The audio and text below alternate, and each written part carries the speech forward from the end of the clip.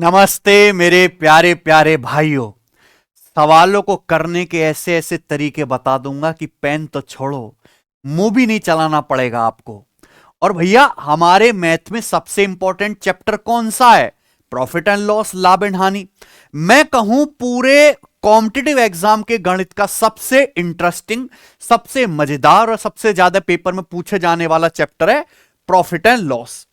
तो मेरे प्यारे भाई, इसके जितने ज्यादा आप अच्छे मेथड्स जान लो, जितने ज्यादा टाइप की आप प्रैक्टिस कर लो, उतना ही बढ़िया है। और इस खतरनाक कंसेप्चुअल क्लास में मैं आज आपको जो पेपर में आते हैं नो प्रॉफिट नो लॉस वाले सवाल, आपने देखे होंगे कि सामान को बेचने से ना तो कोई लाभ हो रहा है ना कोई हानि हो रही है, नील बटे सन्नाटा है, लंका लगी पड़ी है। ऐसे सवालों को मैं आपको सेकंड सेकंड में सॉल्व करना सिखाऊंगा और मैं हर लेवल के सवाल प्यारे दोस्तों आपको कराऊंगा। ठीक है, उससे पहले आप हमारे इस प्यारे चैनल को सब्सक्राइब कर लीजिएगा मेरे प्यारे भाई। ठीक है, ये चैनल कॉन्सेप्ट किंग तूफान मचा रहा है मेरे दोस्तों, कई लोगों को जला भी रहा है। और मेरे भाई, यहां पे अलग अलग चैप्टर की, अर्थमेटिक की, एडवांस की छोटी छोटी कंसेप्चुअल वीडियोस आपको देखने को मिलती हैं। और सबसे अच्छी बात कि जो सवालों का कंपाइलेशन है और जो सॉल्यूशन है वैसा कहीं नहीं है मेरे दोस्त।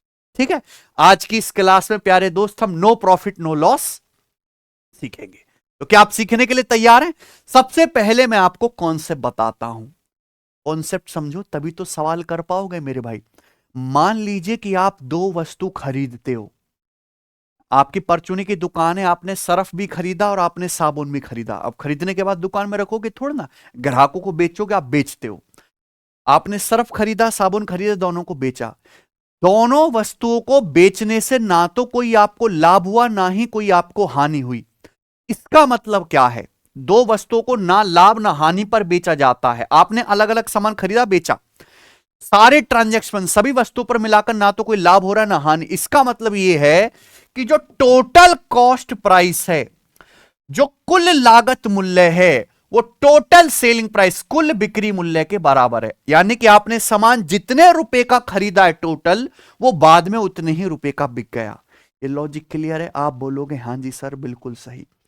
या इस बात का एक और मतलब है मेरे भाई, देखिए आपने सर्फ खरीदा, मान लो आपको उसको फायदा हो रहा है बेचने से। आपने साबुन खरीदी, उसको बेचने से आपको नुकसान हो रहा है। तो भैया, एक सामान पे जितने रुपए का प्रॉफिट हो रहा है, अगर दूसरे पे उतने ही रुपए का लॉस हो जाए तो ओवरऑल क्या होगा? ना लाभ ना हानि। यानी कि एक आर्टिकल का प्रॉफिट दूसरे आर्टिकल पर लॉस के बराबर है। अगर एक वस्तु पे होने वाला लाभ दूसरी वस्तु पर होने वाले हानि के बराबर है, तो इसका मतलब पूरे सामान पर ना तो आपको कोई प्रॉफिट होगा ना ही आपको कोई लॉस होगा। ये बात समझ में आ रही है बच्चों आपको? मान लीजिए आपने दो पेन खरीदे, एक पेन को बेचने से आपको 5 रुपए का प्रॉफिट हुआ, दूसरे पेन को बेचने से 5 रुपए का नुकसान हुआ। तो दोनों पेन पे मिला के क्या हुआ? शून्य, ना प्रॉफिट ना लॉस। तो ये दोनों कॉन्सेप्ट आपको अच्छे से समझने हैं। अब इस पर बेस्ड हम आपको सवाल करके दिखाएंगे। पहला सवाल जो आया है सीएचएसएल 2021 प्री के पेपर में, सुजाता ने 1080 रुपए में दो वस्तुएं खरीदी। कुल दो वस्तु खरीदी सुजाता ने 1080 रुपए खर्च करके। एक वस्तु को 25% लाभ पर, दूसरी को 20% लॉस पर बेचने से उसे ना तो लाभ हुआ ना ही हानि। दोनों वस्तुओं के क्रय मूल्य का अंतर क्या है? ठीक है ना? सवाल के अनुसार, by selling one at a profit of 25%, other at a loss of 20%, C neither gains nor incurs a loss. ना तो उसे गेन होता है ना लॉस होता है। तो आपसे पूछा है दोनों वस्तुओं के क्रय मूल्य का सीपी का डिफरेंस क्या है। सबको सवाल समझ में आ गया? ध्यान सुनिएगा। मान लो जैसे पहली वस्तु का क्रय मूल्य ए है, दूसरी वस्तु का क्रय मूल्य बी है। पहले मैं आपको बेसिक मेथड समझाता हूं, ध्यान सुनिएगा। मान लो पहली वस्तु का कॉस्ट प्राइस ए है, दूसरी वस्तु का कॉस्ट प्राइस क्या है? बी। सुजाता ने दो वस्तु खरीदी, पहली वस्तु पर कितना लाभ हुआ है? 25%। पहली वस्तु पर कॉस्ट प्राइस का 25% प्रॉफिट हुआ। पहली वस्तु पर इतना लाभ हुआ है। ठीक है बच्चे? दूसरी वस्तु पर कितना लॉस हुआ है? दूसरी वस्तु का कॉस्ट प्राइस है बी, दूसरी वस्तु पे उसके लागत मूल्य का 20% लॉस हुआ है। लॉस हुआ है। दोनों वस्तु पे ना तो कोई लाभ हुआ ना ही कोई हानि हुआ। इसका मतलब पहली वस्तु का प्रॉफिट दूसरी वस्तु के लॉस के बराबर होना चाहिए। अगर एक वस्तु पे होने वाला लाभ दूसरी वस्तु पर होने वाली हानि के बराबर है, तो दोनों पे मिलाकर ना लाभ हुआ ना हानि हुआ। ठीक है ना।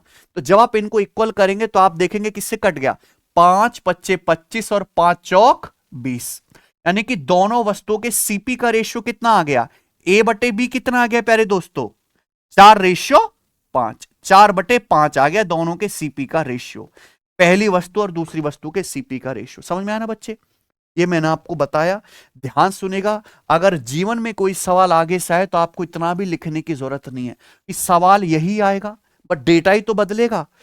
आप दो वस्तु को बेचते हो, दोनों वस्तु को बेचने से मेरे प्यारे भाई ना तो आपको प्रॉफिट हो रहा है ना लॉस हो रहा है, दोनों वस्तु के सीपी का, पहली वस्तु और दूसरी वस्तु के सीपी का डायरेक्ट रेशियो आप निकाल सकते हो, इंटरचेंज कर दो, 20 इधर और 25 उधर, 20:25।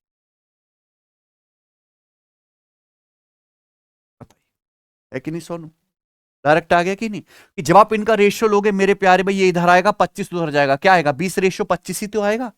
ये पहली वस्तु और दूसरी वस्तु के डायरेक्ट क्या आ गया, सीपी का रेशियो किससे चला गया, ये 5 से, यानी कि 4:5। दोनों वस्तु का टोटल सीपी कितना है, 9। सवाल के अनुसार दोनों वस्तु कुल कितने रुपए में खरीदी, 1080 रुपए में, तो 9 की वैल्यू 1080 रुपए, कितने गुना मेरे प्यारे भाई, 120 गुना।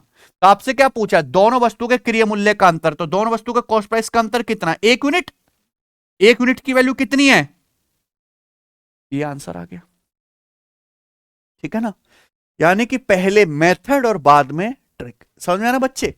और सवाल मैं आपको दिखाता हूं प्रीवियस सर के सवाल, देखिए सीजीएल 2023 प्री के पेपर में आया, लता ने 2160 रुपए में 2 पंखे खरीदे, एक पंखे को 15% प्रॉफिट पर, दूसरे को 9% लॉस पर बेचकर पूरे लेन देन में, एंटायर ट्रांजैक्शन में लता को ना तो लाभ हुआ ना ही हानि हुई, प्रत्येक पंखे का लागत मूल्य ज्ञात कीजिए। 2 पंखे बेचे, दोनों को बेचने से ना प्रॉफिट हो रहा है ना लॉस हो रहा है, दोनों पंखों के सीपी का रेशियो क्या आएगा बच्चों बताइए, डायरेक्ट इंटरचेंज कर दो, अरे इंटरचेंज कर दीजिए बच्चों, पहले पे 15% प्रॉफिट है, दूसरे पे 9% लॉस है, यानी कि क्या आएगा 9:15, डायरेक्ट कितना किससे कट गया, 3 से, 3:5, ये आ गया मेरे भाई। ऑप्शन से देख सकते हैं कि जो ऑप्शन 3:5 होगा वही क्या आएगा सवाल का आंसर, ठीक है ना। और जोड़ के कितना आना चाहिए, 2160 आना चाहिए। ऑप्शन से भी कर सकते हैं, सॉल्व करने में भी कोई बुराई नहीं है। दोनों का टोटल सीपी कितना है, 3 और 5 8, 8 की वैल्यू कितनी है सवाल में, 2160 रुपए, कितने गुना मेरे भाई, 270 गुना, 270 गुना, तो 3 की वैल्यू भी 270 गुना आएगी, 810, 5 की वैल्यू भी 270 गुना आ जाएगी, 1350, 270 गुना हो गया, खेल खत्म। आइए दोस्त आगे का सवाल देखिए, सवाल आया है सीजीएल मेंस 2021 के पेपर में, मेंस के पेपर तक में सवाल आया है। अनिल ने 2 वस्तुएं ए और बी कुल 10,000 रुपए में खरीदी, दोनों वस्तु का टोटल सीपी कितना है 10,000, ए को 15% प्रॉफिट पर बेचा, बी को 10% लॉस पर बेचा, पूरे सौदे में, पूरे सौदे का मतलब दोनों वस्तुओं पर मिलाकर ना तो उसे कोई लाभ हुआ ना ही कोई हानि हुई। वस्तु ए का सेलिंग प्राइस ज्ञात कीजिए, ये ना, तो देखो दोनों वस्तु को बेचने से ना तो कोई लाभ हो रहा है ना ही कोई हानि, तो सीपी का रेशियो क्या है, डायरेक्ट इंटरचेंज कर दो, पहले पे 15% प्रॉफिट है, दूसरे पे 10% लॉस है, तो दोनों के सीपी का रेशियो क्या आएगा, 10:15, किससे चला जाएगा, 2:3, दोनों वस्तुओं का टोटल सीपी कितना है 5, 5 की वैल्यू कितनी मेरे भाई सवाल में, 10,000 रुपए। आपसे पूछा है वस्तु ए का विक्रय मूल्य, तो अगर 5 की वैल्यू 10,000 है तो 2 की वैल्यू कितनी है 4,000, यानी कि पहली वस्तु का कॉस्ट प्राइस कितना आ गया 4,000 रुपए। लेकिन कॉस्ट प्राइस नहीं पूछा, पूछा वस्तु ए का सेलिंग प्राइस, अगर सीपी 4,000 है, पहली वस्तु को कितने प्रॉफिट पर बेचा जाता है, तो 4,000 का 15% कितना होता है 600, तो 4,000 का 15 चौका 60, 600, 4,000 में 600 जोड़ देंगे तो पहली वस्तु का सेलिंग प्राइस क्या आ जाएगा, आ गया। ये भी करने की जरूरत नहीं है, अगर आप इस सवाल को ध्यान से देखेंगे तो ए का सेलिंग प्राइस पूछा है, आप वस्तु ए को 15% लाभ पर बेचते हो, ध्यान सुनेगा, हर वस्तु का क्रय मूल्य 100% होता है, अगर 100% पे 15% आप प्रॉफिट कमाओगे तो आप 115% में बेचोगे वस्तु ए को। वस्तु ए का जो कॉस्ट प्राइस सेलिंग प्राइस होगा वो सीपी का 115% होगा, 115 में आता है 23, 23 से कटने वाला ये नंबर नहीं है, ये नंबर नहीं है, ये नंबर नहीं है, ये नंबर 23 से कट रहा है, तो ऑप्शन से भी हो जाएगा, पर ये मेथड भी आपको आना चाहिए, ठीक है ना। आ जाइए, सवाल देखिए प्यारे दोस्तों। सवाल आया है रेलवे एनटीपीसी 12th लेवल 2025 के पेपर में।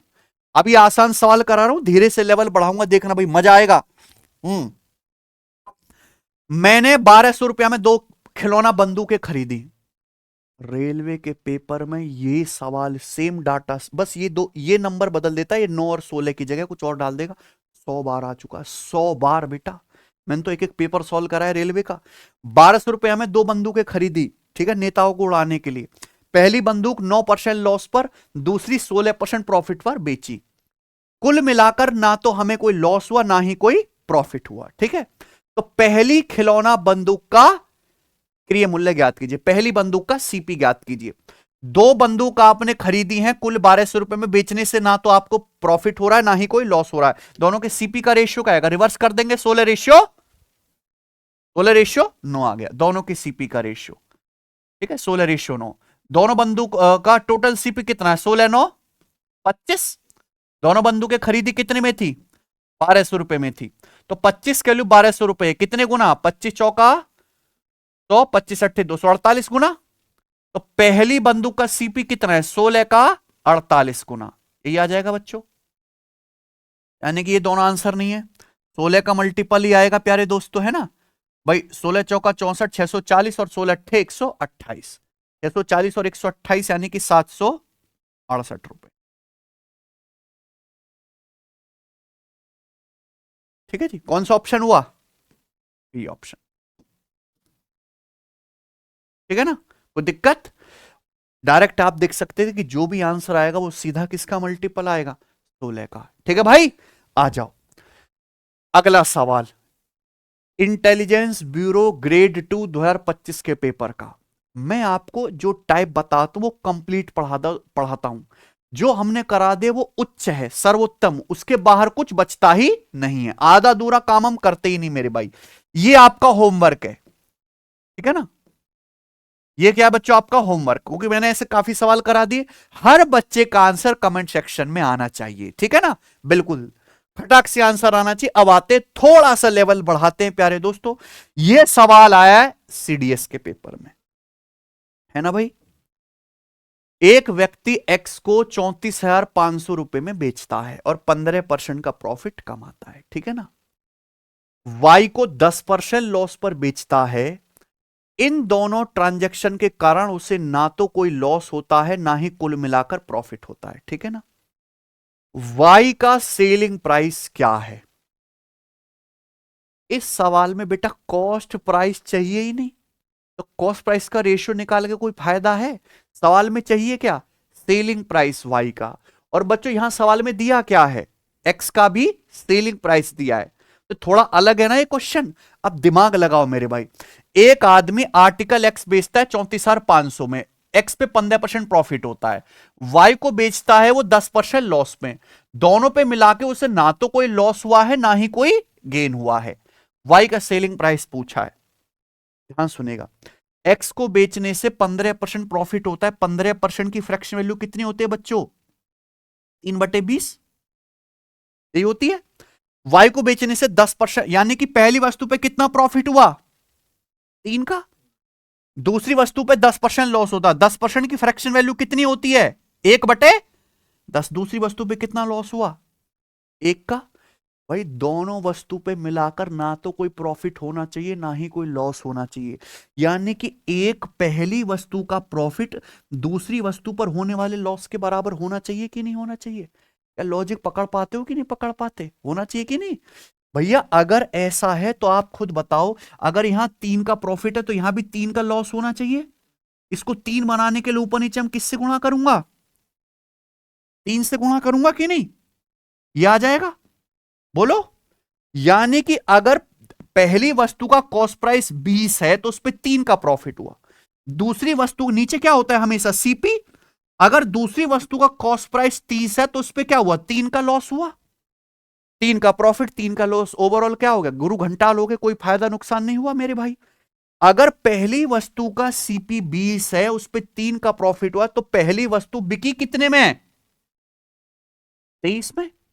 वस्तु एक्स का सेलिंग प्राइस कितना है बच्चों, 23 है कि नहीं। 20 सीपी है, 3 का प्रॉफिट है, तो पहली वस्तु एक्स का सेलिंग प्राइस कितना है? 23। आप मुझे बताइए दूसरी वस्तु का कॉस्ट प्राइस 30 है, उस पर 3 का लॉस हुआ, तो वस्तु वाई बिकी कितने में? यानी कि वस्तु वाई का सेलिंग प्राइस जो होगा 27। 27 मतलब 9 का मल्टीपल। 9 का मल्टीपल ये वाला आंसर नहीं है। 9 का मल्टीपल क्या होता है? अंकों का योग 9 से कटना चाहिए। 4 5 9 9 से कटता है। 4 1 ये 9 से नहीं कटता। 5 5 10 11 9 से नहीं कटता। आंसर क्या है? B option. हो गया ना सॉल्व खटाक से। 2 सेकंड ज्यादा तो नहीं लगा करने में। सॉल्व करना चाहते तो पहली वस्तु का यहां पे बच्चों क्या दिया है सेलिंग प्राइस? 34,500 रुपए। तो 23 की वैल्यू बच्चों 34,500 रुपए। दोस्त कितने गुना? 23 एकम 23 और 11, 23 पंजे 115, 1500 गुना हो गया ना। तो भी 27 का 1500 गुना आना चाहिए। बोलो, यानी कि 15 दूनी 30,000, 15 सत्ते 105, 10,500। 30,000 और 10,500 कितना आ गया? 40,500 रुपए। यही क्या आ गया सवाल का आंसर। मजेदार है कि नहीं? ठीक है ना। तो भाई आप अगर सही से करोगे तो बड़े बड़े सवाल भी चुटकियों में होते हैं, और ये सीडीएस के पेपर का सवाल है। चलो मैं आपको एक सवाल कराता हूं जो आज से 8 साल पहले आया था बैंकिंग के पेपर में। ठीक है, जब मैं ऑफलाइन बैंकिंग को पढ़ाता था तब से ये सवाल मैं शीट में डाल के कराता हूं। आइए, a merchant buys 2 items for 7,500। एक व्यापारी ने 2 वस्तु खरीदी, कितने रुपया में? 7500 रुपए में। 16% प्रॉफिट पर एक वस्तु बेचता है, दूसरी वस्तु को 14% लॉस पर बेचता है। ठीक है ना।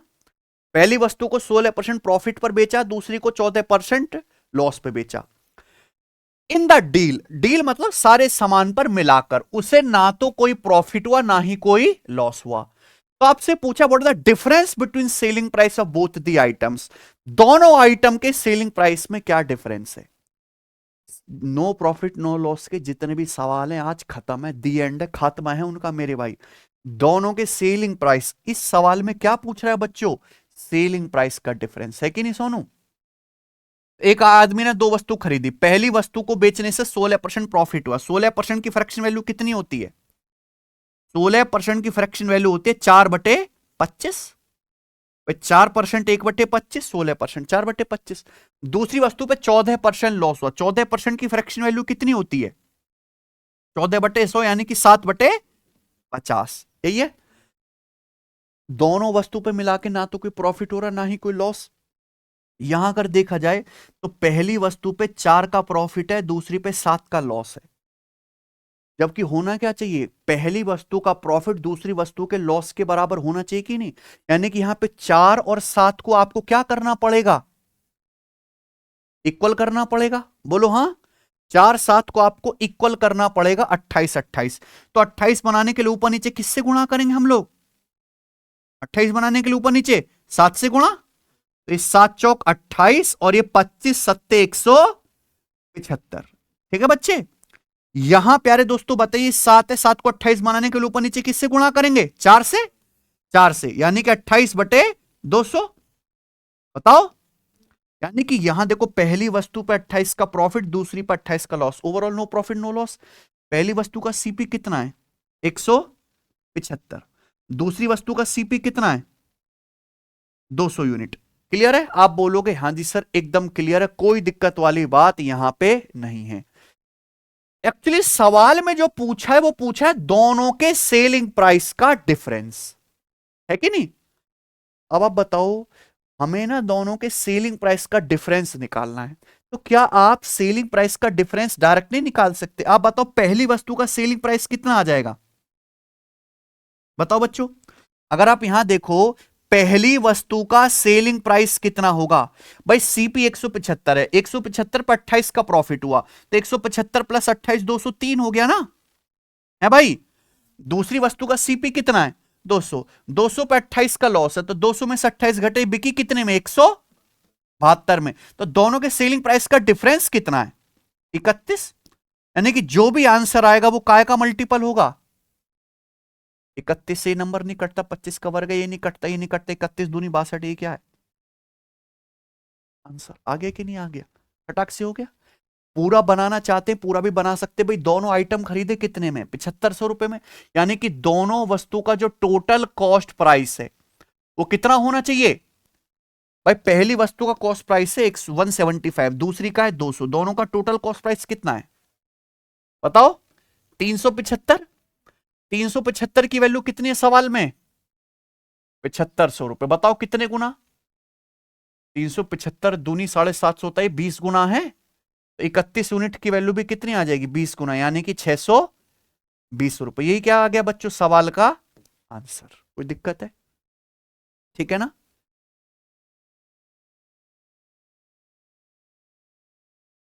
लेकिन आपको इतना भी करने की कोई जरूरत नहीं है। आप सीधा कैसे कर पाओगे? यहां पे पूरी कैलकुलेशन करे बिना ही ये ऑप्शन से। ठीक है बच्चे, आगे चलते हैं। आखिरी सवाल मैं आपको करवाता हूं जो मध्य प्रदेश पटवारी के पेपर में है 2023 में, नो प्रॉफिट नो लॉस का। और इसी के साथ आज से आप खतरनाक हो चुके हैं इस टाइप के किसी भी सवाल को पेपर में उड़ाने के लिए। करो सोनू, बताओ कैसे होएगा? When a trader sells a bull at 25% loss and a camel at 15% profit, he neither gains nor losses in the total trade. जब एक व्यापारी एक बैल को 25% लॉस में बेचता है और एक कैमिल एक ऊंट को 15% प्रॉफिट में बेचता है, तो उसे ना तो कोई गेन होता है ना ही कोई लॉस होता है टोटल ट्रेड में। ठीक है ना? आगे सवाल यह है कि अगर बैल को 10% लॉस में और कैमिल को 20% प्रॉफिट में बेचा जाए तो ओवरऑल प्रॉफिट या लॉस क्या होगा बिजनेस में? यानी कि बच्चों ये एक सवाल है ही नहीं, ये दो सवाल मिला दिए गए हैं, एक सवाल नहीं है। अगर आप यहां पे केवल सवाल की पहली लाइन पढ़ो तो सवाल में दिया हुआ है कि एक व्यापारी एक बुल को बेचता है कितने में बच्चों? 25% लॉस में। ठीक है ना? और कैमिल को बेचता है 15% के प्रॉफिट में। और दोनों को बेचने से ना तो कोई लाभ हुआ ना ही हानि। तो क्या आप दोनों के सीपी का रेशियो नहीं निकाल सकते बच्चों? है सोनू, डायरेक्ट नहीं आ जाएगा? क्या आ जाएगा? इंटरचेंज कर दो, 15:25। तो बुल और कैमिल के सीपी का रेशियो आ गया 15:25। से किससे कट गया दोस्त? 5 से। 5 तिया 15 और 5 बच्चे 25। यानी कि दोनों के सीपी का रेशियो कितना आ गया? 3:5। कोई दिक्कत है क्या? अब अगला सवाल इसके आगे शुरू हो गया कि भाई अगर वो बुल को बेचे 10% के लॉस पे और कैमिल को बेचे 20% के प्रॉफिट पे, तो दोनों पर मिलाकर यानी कि बुल प्लस कैमिल, बैल प्लस ऊंट, दोनों पे मिलाकर लाभ या हानि प्रतिशत क्या होगा? तो आप मुझे एक बात बताइए प्यारे दोस्तों, बुल पे कितना लॉस होगा? 3 का 10% यानी कि -30, है ना? कैमिल पे कितना प्रॉफिट होगा? 5 का 20%, 5 रुपए का 20% यानी कि 100। तो ये आ गया प्लस का 100 और ये आ गया -30, यानी कि 70% का प्रॉफिट होगा ना बच्चों?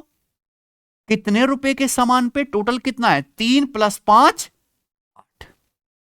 ये आ गया क्या? फाइनल आंसर आया है पॉजिटिव, यानी कि लॉस तो होगा ही नहीं। क्या होगा? प्रॉफिट। अब 8 अट्ठे 64, 8 अट्ठे 64, यानी कि ये आ जाएगा भाई 8 से बड़ा, तो ये वाला आंसर नहीं है। 9 से छोटा आएगा, यानी कि क्या आंसर है? 8 अट्ठे 64 और 6 70 होता है, यानी कि 8 सही 3/4% आएगा मेरे भाई। ठीक है ना? कौन सा ऑप्शन हो गया? पहला वाला 8.75%। ठीक है? किसी को कोई समस्या हो? यानी कि ये सवाल भी आपका कितनी देर में सॉल्व हो गया। बढ़िया सवाल है ये। अगर दिया जाए, मतलब जिन बच्चों ने पढ़ भी रखा है तो 50% बच्चे ही कर पाएंगे। ठीक है? लेकिन आप इस सवाल को मुश्किल से 5 सेकंड के अंदर बना सकते हो, इससे ज्यादा टाइम लगेगा ही नहीं। इसी के साथ नो प्रॉफिट नो लॉस का, ये नो लॉस के सारा कॉन्सेप्ट पूरी तरीके से खत्म होता है। बताइए मजा आया कि नहीं? अगर आप समझ गए हो, सीख गए हो, तो इस वीडियो को भर भर के प्यार दीजिए मेरे भाई। और देखिए, कोई कुछ भी कहता रहे, कुछ भी बकता रहे, इस पर इसी तरह की सीरीज आती रहेंगी मजेदार, जो आपको पसंद भी आएंगी और आप सीखोगे भी और अप्लाई ही कर पाओगे। मैं वो चीज सिखाता हूं मेरे भाई जिसके लिए आपको रटना ना पड़े। आपके दिमाग में वैसे ही इतना बोझ है, हमें कॉन्सेप्ट के सहारे चलना है, ठीक है ना बच्चों। और आपको पूरा गणित इसी तरीके से सीखना है तो आप सिलेक्शन व एप्लीकेशन पर हमारा math special zero to hero recorded batch join कर सकते हो। मैं वहां बिल्कुल इसी तरीके से पढ़ाता हूं, पहले कॉन्सेप्ट फिर उस पर टाइप वाइज सिस्टमेटिक सवाल, और सारी रिकॉर्डेड क्लास आपको एक साथ मिल जाएंगे। आपको किसी चैप्टर को पढ़ने के लिए वेट करने की जरूरत नहीं है, ठीक है। वीडियो पसंद आई हो तो लाइक करिएगा। धन्यवाद।